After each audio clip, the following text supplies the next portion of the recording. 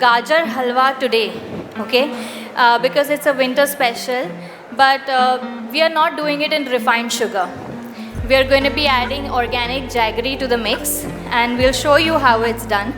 So we've taken a couple of carrots, we've peeled them properly and grated them nicely, and we have to boil the carrots mixture.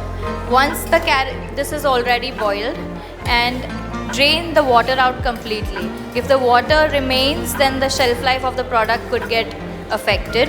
So once the carrots are fully drained out, then we go ahead and mix the jaggery powder. कम से कम 5 से 10 minute तक ये stirring करना पड़ेगा. Now this is the milk paste that we are going to be adding. Okay, we are ready with the Gajar Halwa.